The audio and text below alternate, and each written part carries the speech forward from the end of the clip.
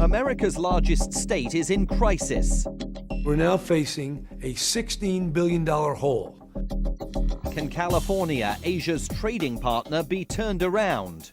We have only ourselves to blame. Lieutenant Governor Gavin Newsom speaks out on the economy and America's presidential election. He's a rising star in the Democratic Party, and he's talking to us on Conversation With, U.S. Election Special.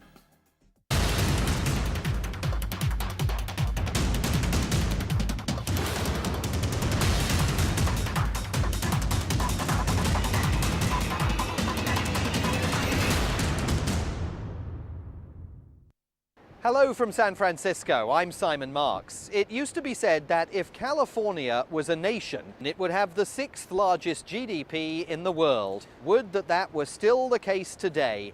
Battered and beaten down by recession and debt, the New York Times recently observed that California's problems have become as outsized as the state itself. The problems here are so grave that sometimes even California's elected officials have a tough time getting their arms around them. In January, Governor Jerry Brown thought the state's budget deficit was $9 billion. By May, he was telling Californians that things are actually much worse. Our work is not finished. We're still recovering from the worst recession since the 1930s. Tax receipts are coming in lower than expected. And the federal government and the courts have blocked us from making billions in necessary budget reductions. The result is that we're now facing a $16 billion hole, not the $9 billion we thought in January. So how does California dig itself out of that hole into which it's fallen? And how do the state's woes impact Asia? Gavin Newsom is California's lieutenant governor, working alongside Jerry Brown, and a statewide political force in his own right. How did California get into this mess? Well, we stopped investing in our lead. We frankly put our feet up. We took things for granted. We were the tentpole for the American economy between 1950 and 1980. No state produced more jobs than the state of California. We grew at an annual rate of about 3.7%. The nation at an impressive clip of about 2.2% in terms of annual job growth. But from 1980 to 2010, we flatlined. We've become about average. We've grown about 1.1%, about a third of what we were growing in the 50s, 60s, and 70s. We were the envy of the nation in terms of education, infrastructure, research and development, and open immigration policy. And in almost every one of those areas, we're no longer leading. No longer leading, says Gavin Newsom, and you can see the signs of that on the streets of San Francisco. Tourists coming to see the famous hills and cable cars have to run the gauntlet of the city's homeless, its unemployed, and its drug addicts. And beneath the surface, says the Lieutenant Governor, other problems are lurking. Our infrastructure is infamous. I just came back from Incheon Airport. I flew from South Korea to LAX, and it was literally like going from the Jetsons to the Flintstones. I mean, it's a remarkable example, a symbolic but substantive example of our lack of investment in the future here in California. All those areas put together over a 30-year period have produced the results you see. And when you look at the spending cuts that you're having to make in a bid to try and deal with this crisis, $4.8 billion in cuts proposed for public schools and community colleges, $400 million cut from higher education, California courts being reduced by $125 million, $1.7 billion out of the state's health insurance program for poor families and the disabled. I mean, at what point do you start having to question the viability of this state? Yeah, I mean, I think we have one of our presidential candidates, Mitt Romney, who compared us to Greece, Italy, and Spain, which was unfortunate. He caught himself and said it was a joke. But I know that that's the perception out there. But remember, we're a $1.9 trillion a year economy. Compare that to Greece, just shy of $300 billion. We have a high unemployment rate, over 10%, 10.7, 10.9, depending on whether it's seasonally adjusted or not. Greece, of course, over 20%. It's difficult to compare. We have a relatively low debt to GDP ratio, which is surprising to a lot of people, about 4.7%. Compare that to Italy, Spain, or Greece. Greece is at over 130%. So it's not fair to compare us in that context. But some have made the comparison, and the longer California's budget crisis continues, the more questions mount about its ability to overcome the challenges it's facing. The Economist recently called California not quite Greek, arguing the state is in a slow relative decline because it allocates public resources badly. The ultimate reason for the state's problems, it claimed, is the poor performance of its political institutions.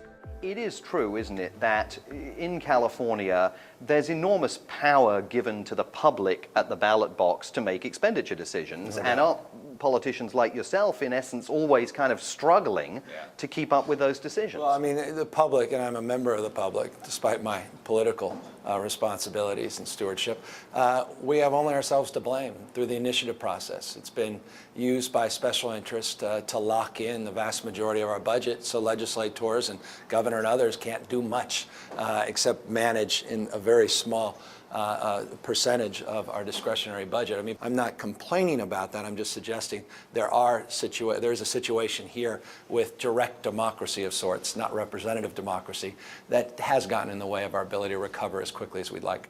What's the impact of all of this on Asia? You are the gateway for trade between the United States and Asia. California alone, trade to Japan, China, South Korea, your third, fourth, and fifth largest trading partners. If you're an Asian business watching what's going on here, you've got some reason to be worried, haven't you? Not really. I mean, look, at the end of the day, we're on a path to solvency very quickly. Either we're going to do it through a balanced revenue approach and cuts, or we're going to do it all cuts. Either way, we're going to get to solvency very quickly here, and hopefully we'll learn from our mistakes and our lessons. But if I'm an Asian business, I'm very bullish about California. Again, it's still a $2 trillion a year economy. It's the 9th largest economy in the world. We are a gateway. We're one of the most diverse states in the world's most diverse democracy, and by and large, people are living together and advancing together across their differences. We still have 6 of the top 25 universities on the planet. We have more Nobel laureates, more engineers, more scientists, more researchers, more venture capital than any other place in the globe. So this is a place, from a globalized perspective, I would want to be if I'm an Asian company. But you've got cities going bankrupt. You've got an unemployment rate of over 10%. Yep. When you travel to Asia, Asian business people, political leaders, they must say to you, what on earth is going on? Yeah, no, it's a terrible thing to be defensive about your state. I'm very honestly, very confident about California, as long as we do things differently, as long as we acknowledge our mistakes. But that said, I think we're going through a workout right now. We're getting to the point where I'm feeling more optimistic about our fate and future. But while Gavin Newsom is putting that message across to California's Asian trading partners, there are other voices arguing it's time for the United States to get tough on China. And none louder than Mitt Romney, the Republican candidate for the US presidency. We're going to crack down on China when they manipulate their currency, when they steal our goods, when they don't protect our intellectual property. We're going to make sure that China understands we mean business. Trade is going to work for us, not just for them. There are many people out there who buy that argument. Yeah, well, it's great rhetoric, and I imagine it helped him get through the Republican primaries. And if he didn't say that, Donald Trump and others would have doubled down on their extreme rhetoric. Certainly, we have to be tough as it relates to our trading relationships, and we have to be as tough as our trading partners. And certainly, China is not a pushover as it relates to asserting their point of view. We need to be equally assertive in our point of view. But that kind of rhetoric, frankly, is divisive and unfortunate and, from my perspective, unnecessary. I want to see the opportunity for companies overseas, particularly in Asia, to invest in California and grow jobs in California. And I want to see those same doors open and opportunities for California and American businesses to open in Asia. And I want to see their intellectual property rights protected. I want to see their capital, human capital, supported as much as we want to support the human capital out here for those same Asian companies. Still to come, Gavin Newsom on his support of gay marriage, government-funded healthcare, and the frustrations many liberals have with the Obama administration.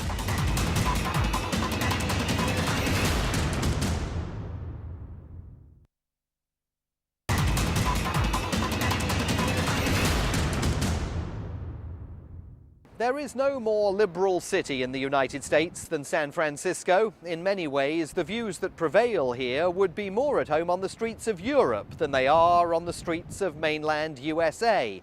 And when Gavin Newsom was mayor here, his personal politics intersected with the desire of many voters to do more to promote equal rights and safeguard the health and welfare of the most vulnerable members of society. You, as mayor of San Francisco, famously presided over the introduction of one of the most liberal measures with regard to gay marriage in the nation. Why'd you go to the mat over that issue? Because it's, to me, about human rights. I'm not going to run the 90-yard dash on the rights of minorities, regardless of their race or ethnicity, their sexual orientation, regardless of rich or poor. I believe in full equality, and it's just a fundamental foundational principle for me. A principle that made Gavin Newsom a deeply controversial figure and for a time turned San Francisco into the gay marriage mecca of the United States. I believe in advancing people's rights so we can celebrate our differences but unite around the things that bind us together, our common humanity. And I'll never regret that. Didn't help me politically. It's hurt me politically, but it was, from my humble perspective, good people can disagree, the right thing to do. And I think the arc of history is going to bear that out. And I think we're always better off expanding people's rights than denying people's rights. And there was more.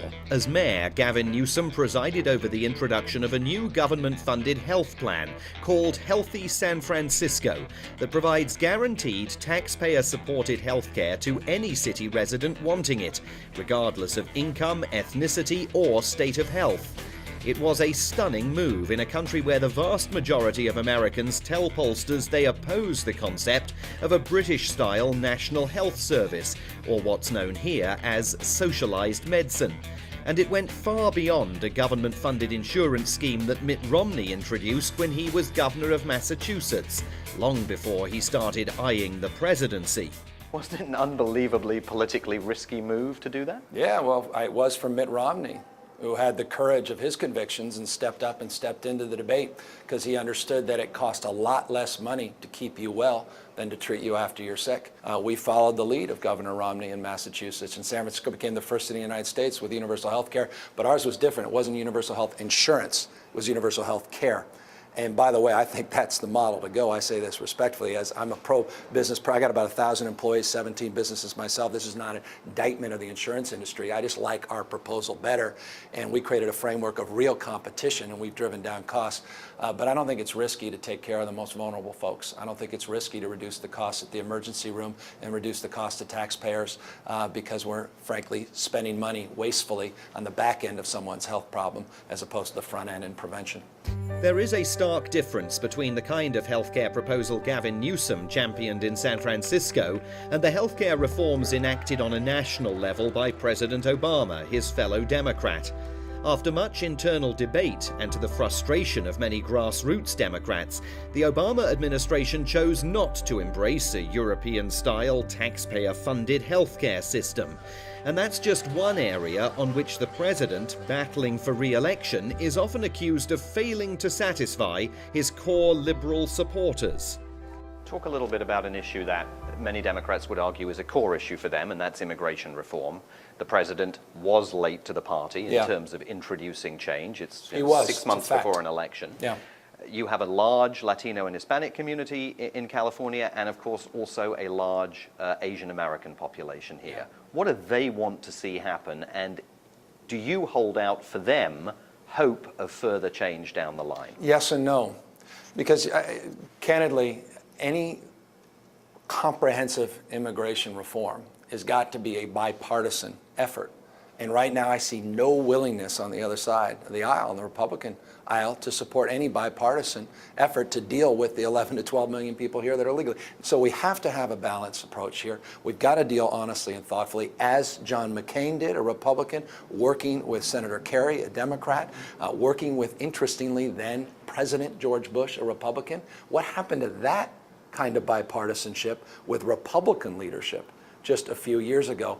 That's the kind of bipartisanship I hope to see in the next few years. But how big a miss for the White House was it not doing something about this? It's a big miss. So it's discouraging, it's disappointing. I mean, America's at its best. I mean, we are a melting pot. That's our strength, our capacity to reconcile our differences and to celebrate all our interesting differences. At the same time, we focus on, again, the things that unite us together. I mean, I've always thought the world looks to us to see that it's possible to live together and advance together across our differences.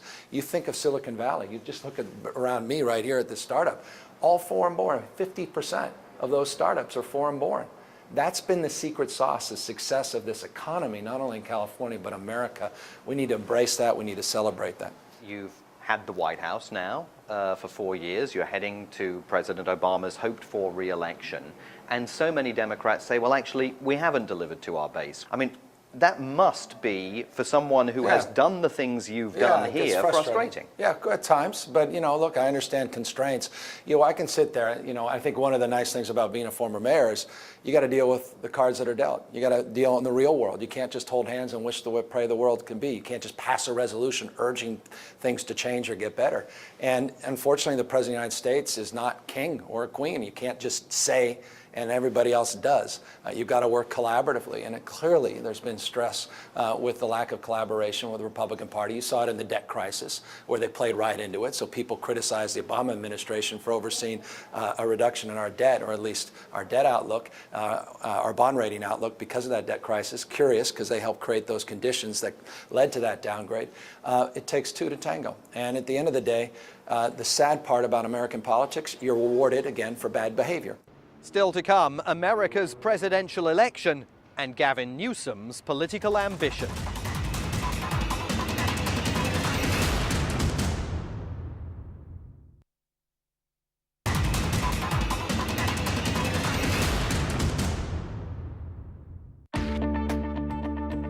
California is no stranger to seeing its statewide political figures going on to occupy national office.